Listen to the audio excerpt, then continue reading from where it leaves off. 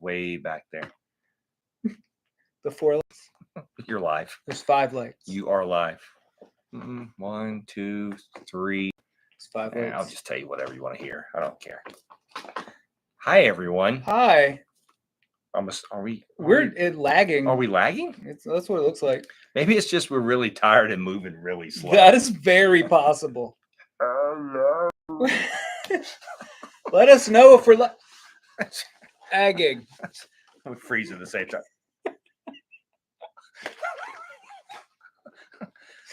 Man, we had 2 people here. Now it's down to 1. Oh man. We are lagging. All right. Hi, everyone.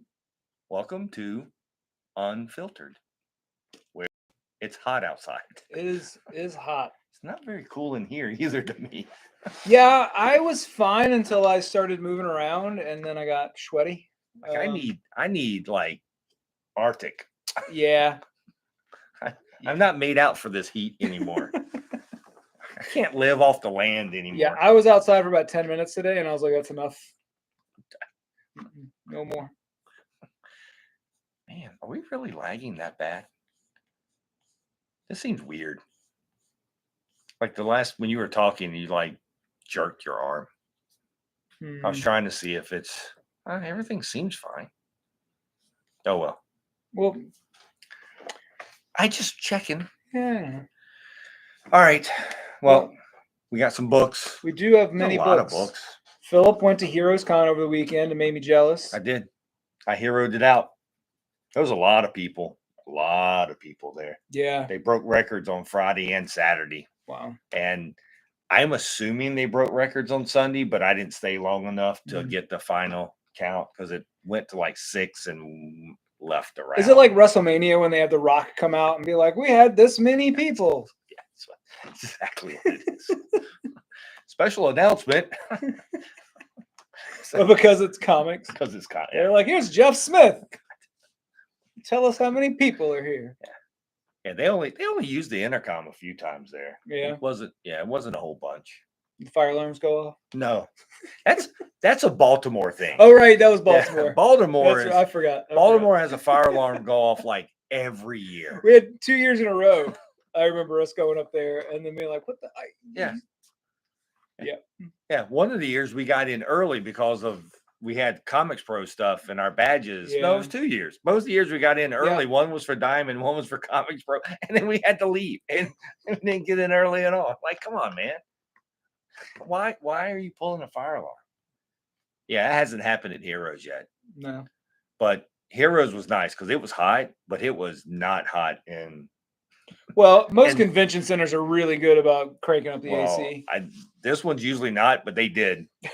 Like I was comfortable. Like Jacqueline was cold. Yeah, like that tracks. The second day she wore pants right. and stuff, and I'm like, yeah, But if I was comfortable, she was like, it was pretty nice. So talked to a whole bunch of people. Ignored a whole bunch of people. That seems right. It's what I do. That's on brand. Hey, look. Well, you have some people who try to hard sell their books, right? And then they'll yell at you, hey, do you read books? No, I've never seen a book. I'm at a comic convention, but I've never seen. I don't know if you remember, and I think I don't remember if it was the year we went to Charlotte for Comics Pro stuff. No, that wasn't near the Heroes Con. So this must have been in Baltimore. That'd be Baltimore, yeah. I was talking to Philip Sablick, and we walked by Arthur Sweeten's table, and he starts giving me the hard sell. I'm like, yeah, I know who you are. And I just keep talking to Philip. That dude, I thought he was going to come across the table and beat me up. It's like, sorry, zombie guy, not my jam. And I had one table, because we're just kind of going down the aisle, and I kind of look, and if something catches my eye, especially on a Friday, if something catches my eye, truly that I want to see, I'll stop. If not, I'd make multiple passes because I'm here 3 days. Yeah. And one person was go, oh, you look this way, you got to stop. So I ran. I literally ran in the Charlotte Convention Center on Friday and just ran. Now, to be fair, they laughed. So they thought it was funny. Oh, that's good. So I was like, that's pretty good. That is good. So, but anyway, yeah, there was a lot of stuff there. A lot of Superman stuff, of course. Yeah. There was lots of stuff that you couldn't find. Yeah. But it was, I think, like Bill was looking for Thunderbolts, and he was like, "There's no Thunderbolt stuff." Yeah. I guess there was a movie. Yeah, when they announced the movie, we got wiped out of Thunderbolt stuff. So I think everyone did. And then, like, yeah, everybody comes in and they're like, "Oh, do you have any Yelena Belova stuff?" And I'm like, "I got trades, man." Who's that? I don't know who that is.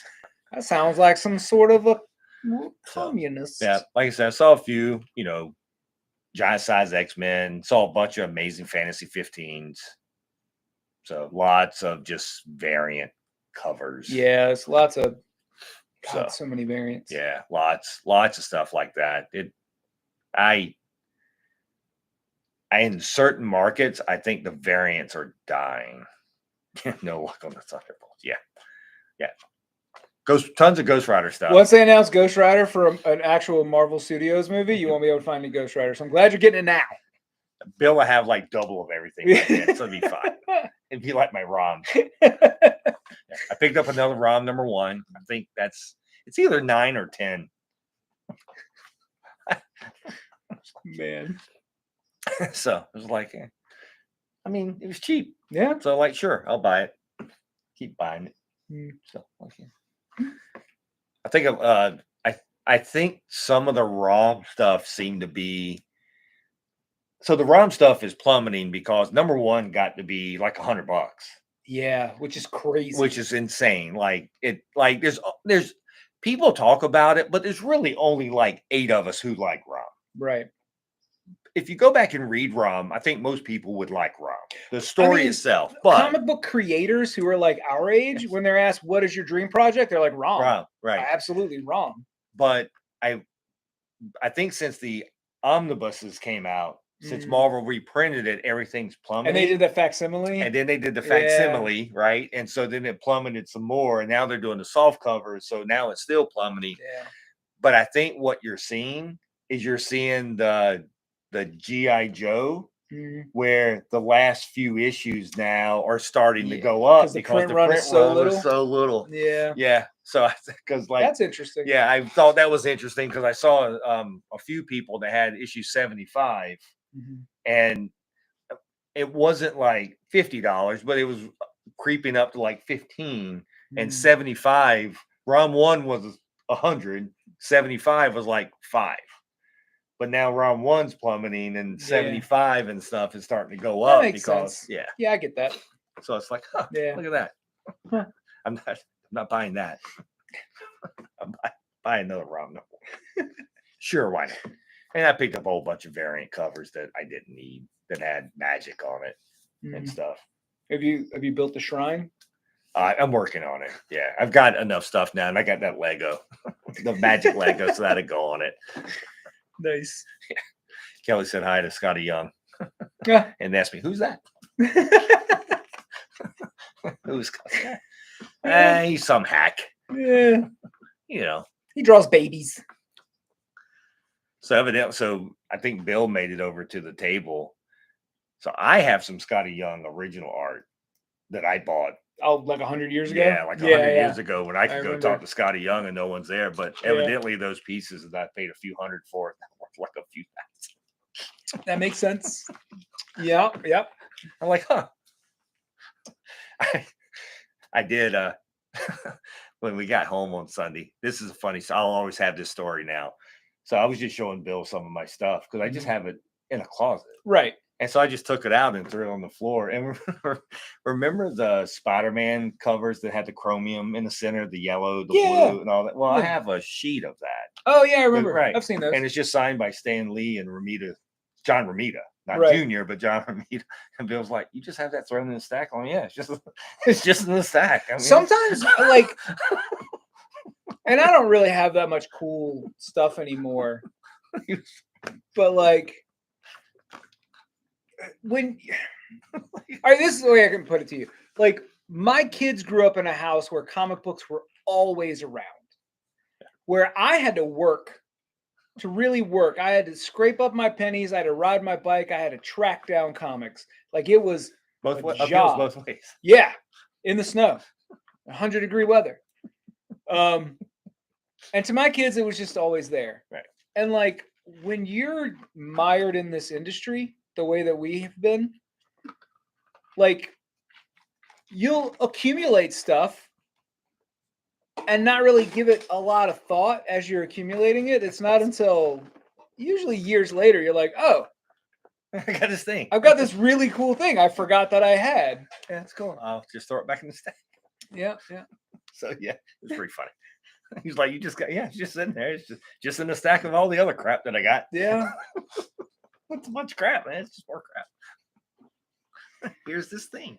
I've got a handful of like signed books and like little sketches and stuff at home that I occasionally I'll dig through a box. I'm like, oh, forgot I had this. Yeah. Yeah. Yeah, I had that. So I left it all out because I bought some books. I need to put I am going to put all my art in a book. Yeah. That way it's not just sitting That's in smart. a closet. Yeah. It's all sitting in a closet. It's the stuff I bought. Yeah.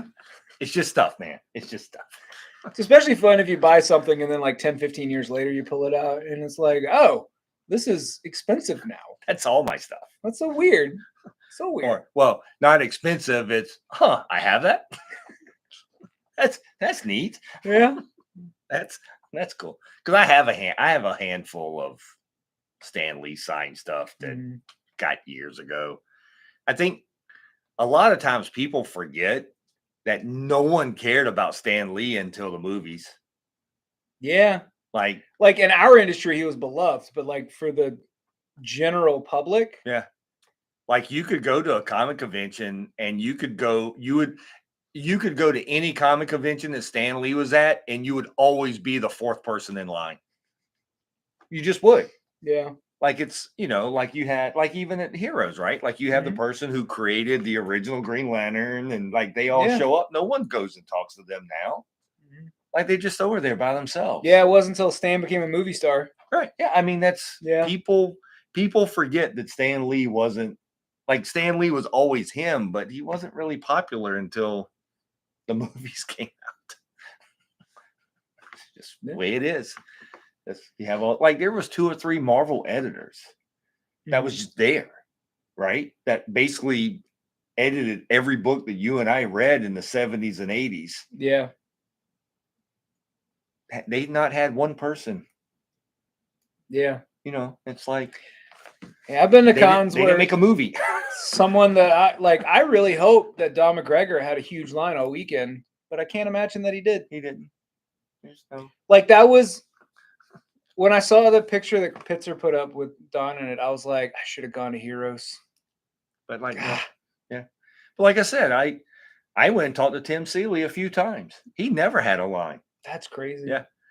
He was smart though, because his table was attached to Jenny Friesen.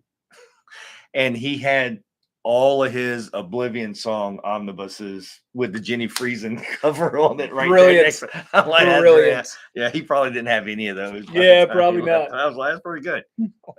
Like that's how you know. That's how you know he was prepared. He was prepared. Yes, that was pretty good. So, yep, it was a good time. So survived it once again. It's the best comic convention in the world, bar none. There are a lot of comics there, which is why he said comic like that. Yes, because a lot of the big Comic Cons are celebrity cons that have some sprinkling of comics in it. But from comics Heroes creators, Comic-Con. it is a Comic Con. Yep, it is perfect. It's more about the books and the creators than it is about the celebrity. Yep. And there's, a handful of cosplay people walking around. Saw RoboCop. Oh, that's cool. Yeah, it was pretty good. Then we saw a guy dressed up as Mr. Knight, and then I guess his girlfriend with him was dressed up as Moon Knight. That's cool. That was pretty good. Yeah. And then I couldn't tell if it was her, but the next day, another girl showed up, and I want to say it was her, but I don't know, as Khonshu on stilts. Oh, that's neat. And it was pretty cool. So yeah.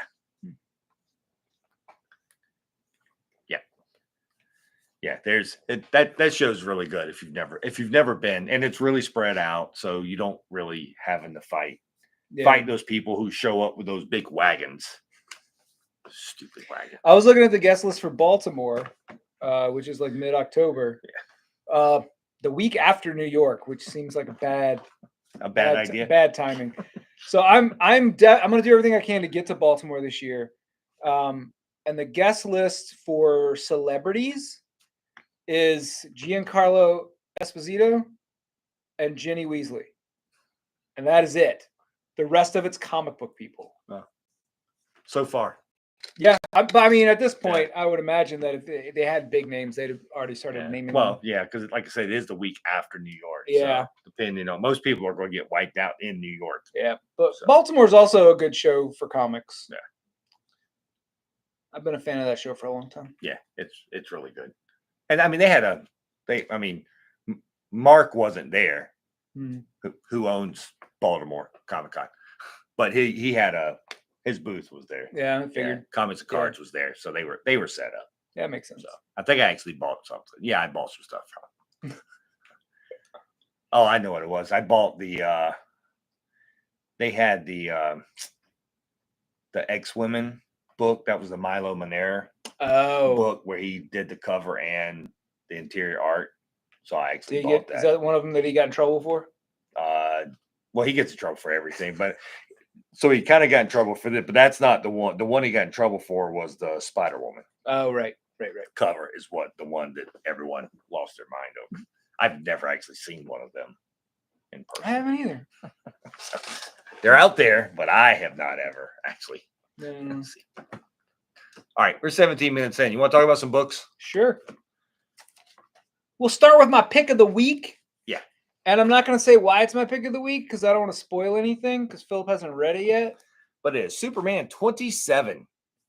So Lois Lois had superpowers and now she doesn't anymore. Our connection is unstable, just like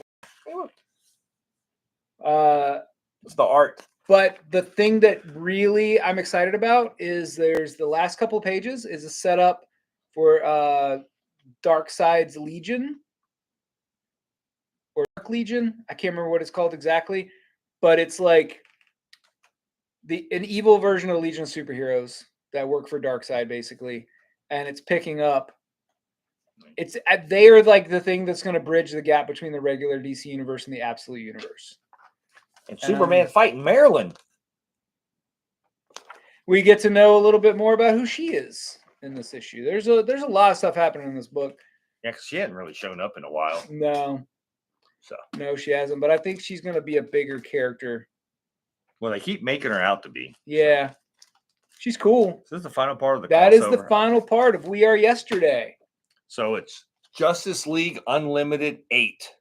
And this Justice League Unlimited includes multiple versions of a whole bunch of characters from all over the time frame. Like we get Batman Beyond, we get Severed Hand, Hook, Aquaman.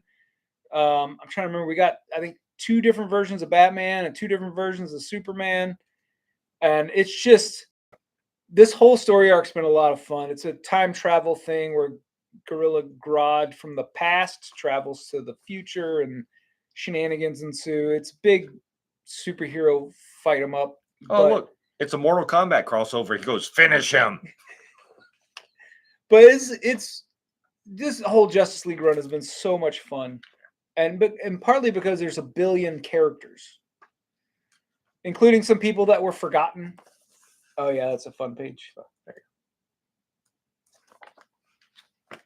Good times. Yeah. So anyway, hey, Batman Beyond's on here. It's the end of this story arc. And now back to our regularly scheduled program. And I'm excited to see where it goes. We're 8 issues in? 8 issues in. They did a really fun crossover with Batman Superman, World's Finest. So, all right. Ooh, Mr. Minotaur #1. Oh wait, no, it's Absolute Wonder Woman #9.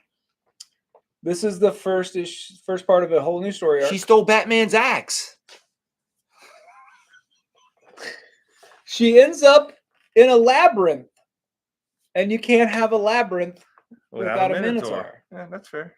And for those of you who read Greg Rucka's original run of Wonder Woman back in the early 2000s, this Minotaur, his name is Ferdinand. I was getting ready to say, is it Ferdinand? It is, in fact. That makes sense. Yep.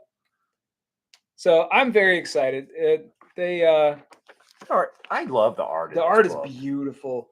Like, I really love the art. The way she deals with Dr. Poison in this is phenomenal. Actually, I guess this is the second part of the story arc. Sorry, I forgot. It. Oh yeah, we had a Dr. Poison. Yeah, there was a Dr. Poison thing in the last issue, and then this is like it really shifts the narrative because she deals with the Dr. Poison stuff in the first few pages, and then that sets up. That's like the catalyst for the next thing. So it really felt like the first part. This is my favorite Absolute book, in case anyone's wondering. No one asked. Mine too. I'm just letting you know. It is absolutely my favorite.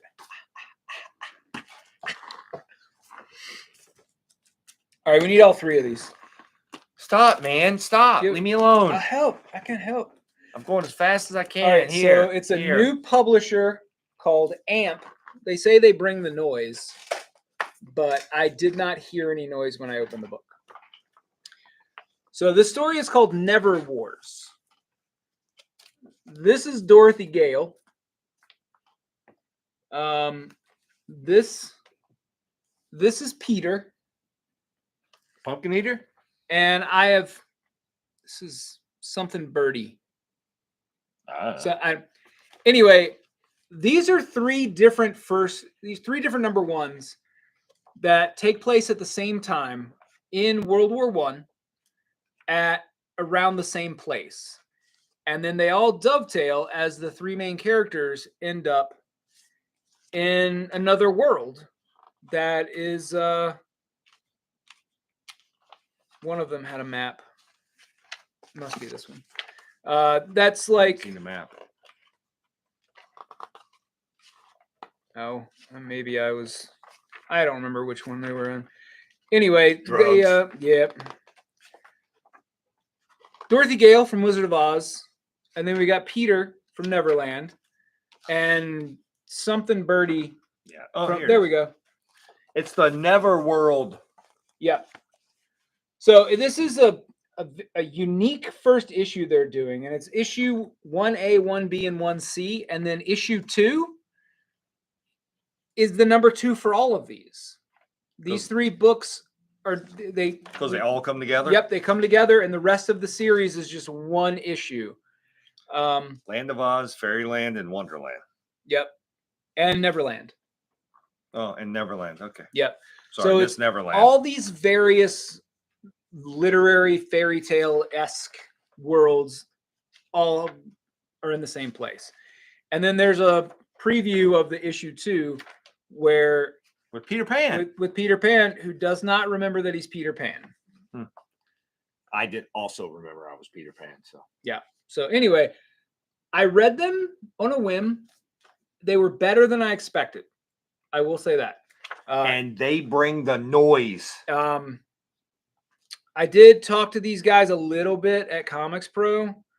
They seemed very excited about their books. I was not terribly excited about their books.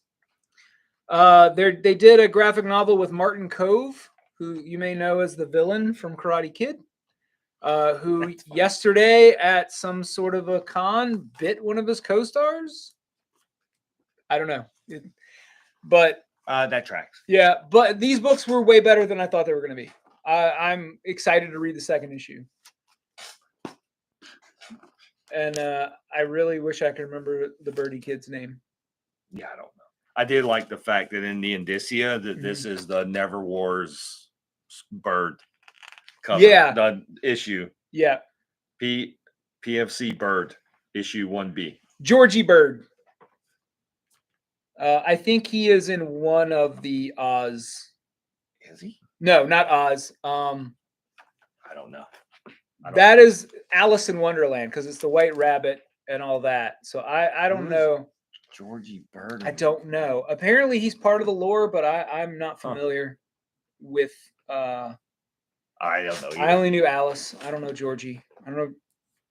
But it wasn't that long ago. I reread both of those, but I don't remember. Sure, it's just not Georgie Porgy. Maybe. Had a pie. Could be. He's just stuck. He's just stuck in there. It could be. Part 4. Yep, part 4 of 4. It's Uncanny X-Men 16. Da da da. So we've gotten some new mutant lore where they introduced this place in Louisiana that is basically like a mutant cemetery almost. And people who have historically like turned mutants in and got them lynched or killed them, when they die, they end up in this purgatory type place where they're then just like tormented by dead mutants. And I don't even really know how to explain this any better. But the doorway is guarded by Man-Thing. Well, that tracks. And the X-Men have these 4 kids that they're trying to help out. And the woman who has been the force that's keeping this thing going has decided she doesn't want to be there anymore. And she's going to use one of these kids. She's going to trap one of these kids here to be like the person that has to take care of this thing. And of course, the X-Men are like, nah, kid. Oh, she was lied to. Yeah, it's an odd story. It's really interesting. And it's Gail Simone. So I know this is just the end of this story is just setting us up for whatever the next thing is. One of the interesting things that's happening is that at the end of the Krakoa saga, everybody's mad at mutants. They're blaming mutants for everything, and because these handful of X-Men have been living in Louisiana in this small town, or I guess they're living like right outside of New Orleans, and so the people who run New Orleans are basically like, these people keep saving our kids. We have decided that New Orleans is going to be the place that welcomes mutants again, and we are going to be mutant friendly. And we're going to have a big celebration this weekend that's pro mutants, which leads me to believe something evil is going to happen. Yeah, that doesn't try. That never goes well. All right, we're not really going to talk about this, but it's a new number 1. We're just going to move on. Hey, it's Mega Man. Mega Man's back. I did read it. I don't know the Mega Man lore very well. The whole first issue is a big fight scene. He's a robotic kid. With but if you like Mega Man, Mega Man's back. Yes, Bob. Yeah, it's I would say kinetic is a good word. There's a lot of fire and explosions and little adorable robots that get turned into bombs, which is really upsetting to both Mega Man and one of the villains. Anyway, it was there's a lot of explosive setup. And then next we have Absolute Martian Manhunter, which evidently is perfect for this weather because there's a heat wave going on. There's a heat wave going on. And I heard it was really sad. Once again, the use of color in this book is really what drives it. And the way that they portray the heat and people, just the heat making people crazy. I'll show you page 1. It's a fight. It's a fight. Page 1 fight. It's an unbelievably weird book. Like psychedelic cop drama is the way I keep explaining it to people because I don't know another way to do it. And so this is my second favorite Absolute book. It's my third. My second. Superman's still number 2 for me. Yeah, this is number 2 for me. Wonder Woman, and then this. This is awesome. Yeah, it's very good. It's very, very good. Yeah, we'll talk about this. The Ultimate Spider-Man 18. We get a lot of really solid character work between Peter and Harry. Mary Jane is a delight. Peter's son has the same bad luck with women that Peter does. But it's very Spider-Man. To let everyone know, the Maker's coming back. And when the Maker comes back, they're ending all of the Ultimate books. So we're going to go down to basically a Ultimate book of whatever it's going to be called. So, I don't know what it's going to be called yet. Well, here's what I have seen this weekend. Mark Miller is going to be writing a book called Ultimatum. Okay. Neither of those things inspire much confidence in me. However, If Haven't we Hickman, been here before? if Hickman is still the architect, I feel like yeah, I feel like yeah. I've done this before. Yeah. Okay, so all of these books are ending. This, X-Men, Ultimates, Wolverine, they're all Yeah. ending, and then Some amount of them will come back, I'm sure. maybe I feel certain maybe that at least Spider-Man and some version of the Ultimates will continue, and then I could see us getting maybe the Maker will kill them all again. maybe. I don't know. Maybe he tried, he failed, and he's going to kill everything. I've seen some people speculate that because of what's going on in the Black Panther book, that a Storm solo book would make a lot of sense coming out of this. Oh yeah, I forgot about that. Yeah, man, there's a lot of Ultimate books all of a sudden. Yeah. So I don't know. I'm a little confused. I knew that like when the Maker came out, that was going to be the end of this version of the Ultimates, and then it was going to turn into something else. But Mark Miller doing Ultimatum, that was unforeseen.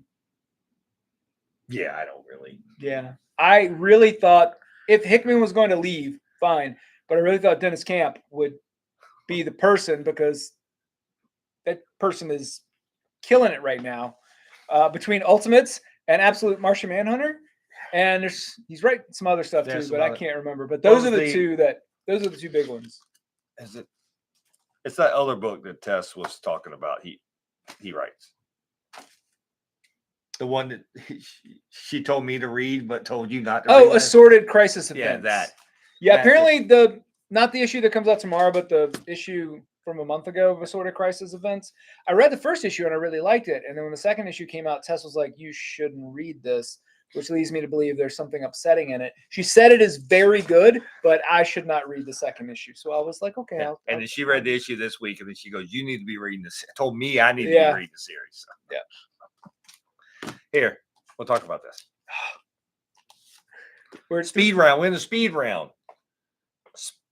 Predator versus Kraven the Hunter, and Spider-Man makes an appearance. Number 3. This is the most fighty that this series has been so far.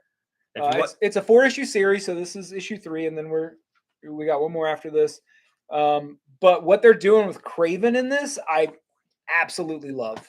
It's a good use for Kraven. Yeah, Kraven really loves hunting things, and he's like, "Oh, the most perfect hunting machine, and I get to hunt it." And he's just so excited. This predator is really a rogue predator, so the predators send predators after the predator. Yeah. So it's really the predator versus predators versus Kraven versus Spider-Man. Yeah, it's basically if the predators had a serial killer, this is him. This is right. Yeah. Yes. The predators don't like what he's doing. Yeah. And they've now tracked him to Earth. Yep. He's apparently the evilest predator. So this is issue 3. It's only a 4-issue series. So, and once again, I contend that the Predator versus whoever. So it was Wolverine, Black Panther, and now Spider-Man. These books have been awesome. Like really good. I'm really excited for Predator versus Jeff the Landshark.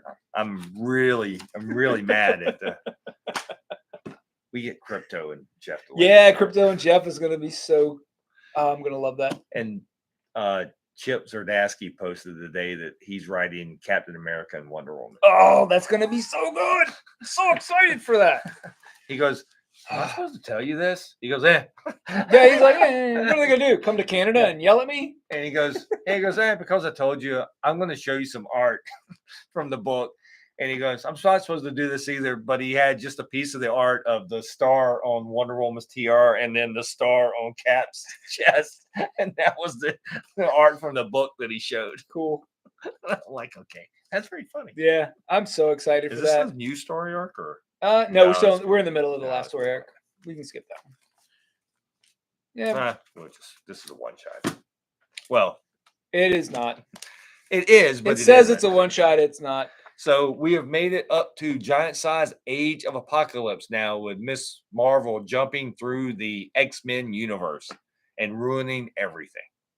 Actually, she's making it better. Yeah, she's trying to fix stuff. And the Legion, this is the most interesting I have ever found Legion.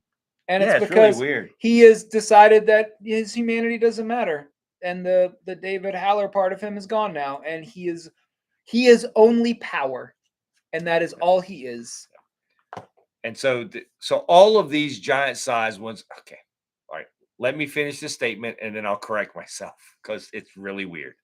All of the giant sizes that have to do with the X-Men are connected. There was a giant size Spider-Man that came out 2 weeks ago that has nothing to do with any of these. So don't get those confused.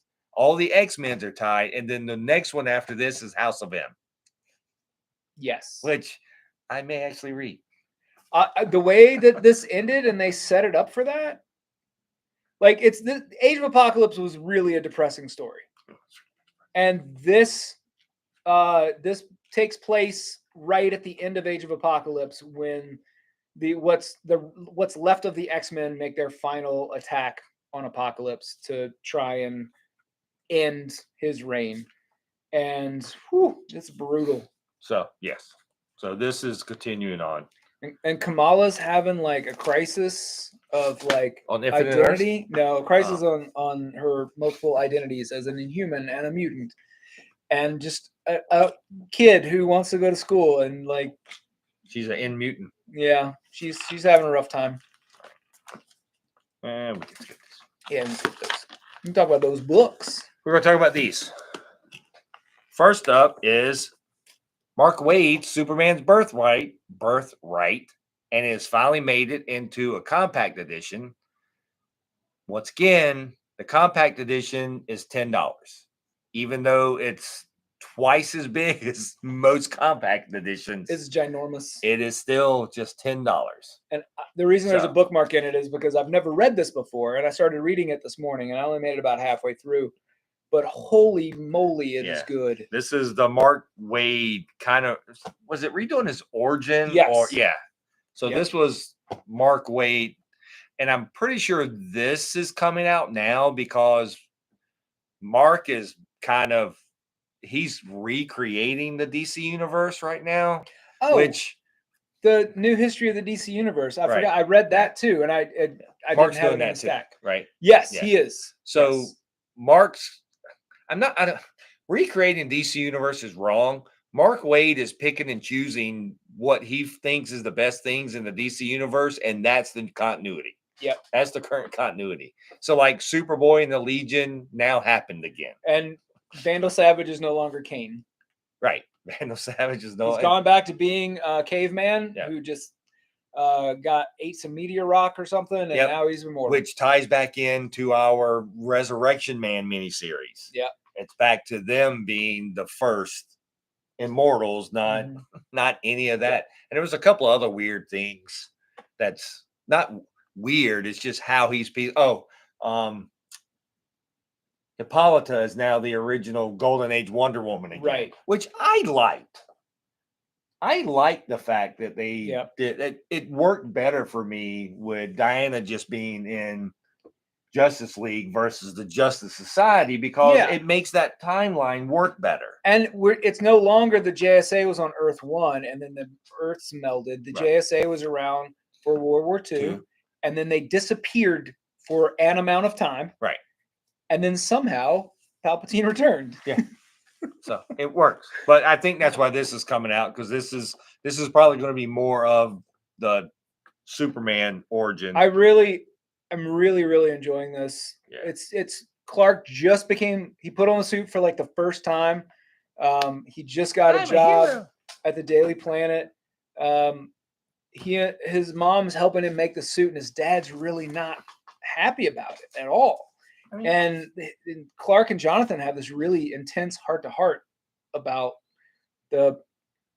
fatherhood and letting your kid sort of develop into who they're going to be as an adult. Anyway, real good stuff. And then my pick of the week is Superman the World. So this is a hardcover. It's some amount of dollars, $25, $24.99. It's like gas. It's $24.99. And these are stories that are told from different countries' perspective of who Superman is. So you get the list of countries. and this is basically their take on Superman. And so I think this is the first time that all of these have been brought together, because they've kind of been like little one shots or a handful of pages. Is the Japan one from the manga where he just no, falls in love with Japanese food? I don't think that's It's at the this bottom. one. Yeah. Maybe. It kind of looks like it. Yeah, it may be. Yeah. They did a couple of manga Superman, so I'm Did not they? sure, Okay. but it may be a part of that one. The one where he But just gets obsessed with like ramen. it's so good. I ordered that stupid The box set. I had a feeling. So anyway, that's mine. I find stuff like that really cool, and what the importance of Superman is. And usually you can tell the importance of Superman from how other countries write or draw. Yeah. Right? Like it's a whole artistic style and what it means to them, not necessarily a United States thing. Yeah. So that's my pick of the week, because it'd be pretty cool. But yeah, I think I did order the whole box set of all the DC mangas, because I don't think I picked up the Batman ones. Yeah. So I was like, I'll just get the whole set. It wasn't that expensive. No. So, but there was a whole bunch of other trades too. Yeah, there's a ton of trades this week. The Local Man hardcover. Yeah. It's got all of it in there. Yep. That's Tim Seeley. I talked to him this weekend. I told him I was very upset that he got me to read Local Man, and I enjoyed it.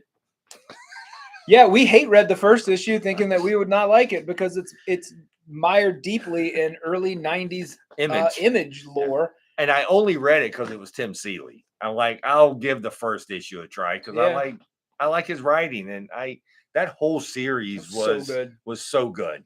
And then so the omnibus of that came out, so that's pretty good. Then there was a Wolverine trade come out. Oh yeah, Wolverine Revenge. Hickman. Yeah. The Hickman. Yeah, that's what it was. Yeah, and Greg Capullo. Right. Jonathan Hickman and Greg Capullo.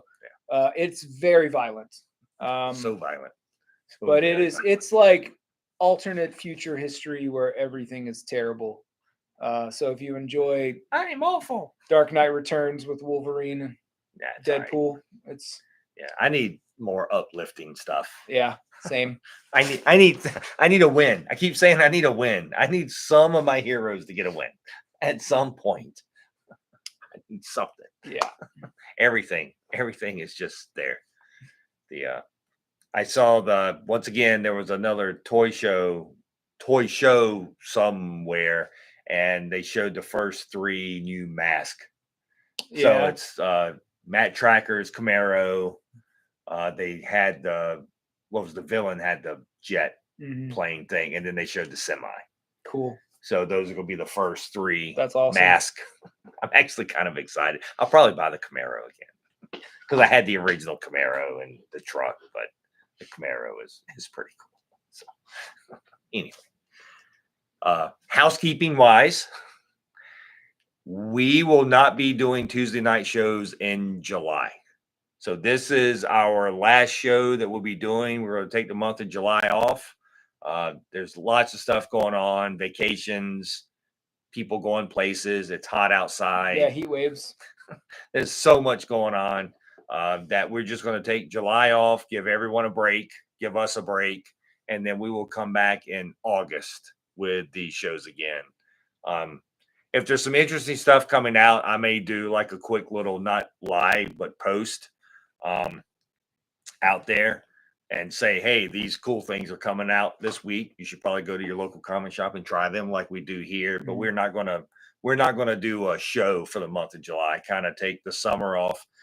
We still right now have our 104 days of book recommendations going on daily. I think we're up to day 17, 8. I can't remember. Yeah, I saw it earlier today, and I can't remember either. Might be 19.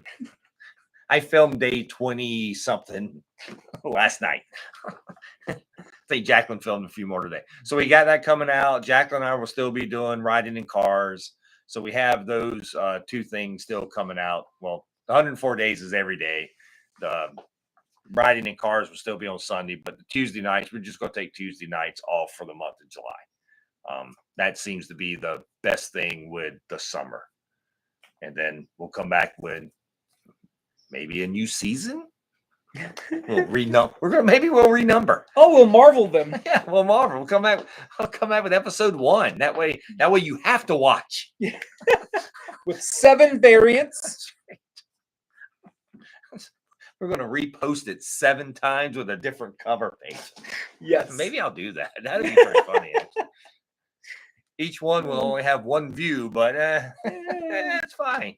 So anyway, anything else going on I don't think anything. We got Superman coming up in 2 weeks, and I think Fantastic Four in 4 weeks. 4 weeks. And then there's in nothing between going on them, in there's Richmond. RippleCon. RippleCon is going on that's Saturday. That's this Saturday at the Richmond City Library, the main library downtown. It's like 9 to 4, 10 to 4, something. I don't have the thing with me, but it'll be some local creators there and stuff like that. It's a pretty cool little library show that they put on. So, but I don't think there's a whole lot else going on, right? I don't think so. Yeah. I think it's all pretty much. I think July is everyone's just trying to stay out of the way. Yeah. So, all right. You want to talk about anything else? Nope, that's it. All right. All right, guys. Thanks a lot. We appreciate it. We're, like I said, we're going to take the next, I guess, 4-ish weeks off because July 1st is next Tuesday. So this will be it for this show until August. We'll be back then. But if you have any questions or anything, shoot me an email. I think it's RCX Media at gmail.com. Yeah. It's on here. It's Philip at the internet. Something. .website. I'm sorry. It's on here somewhere. Our email is on our YouTube channel. So, or you can find it on Instagram. So RCX Media is all out there. So if you have something, send it our way or just comment on any of these things and I'll get back to you. I try to get back to you quickly-ish. One lifetime or less. Yeah. All right, everybody. Y'all have a good one. We will talk to y'all later. Bye. Bye. End.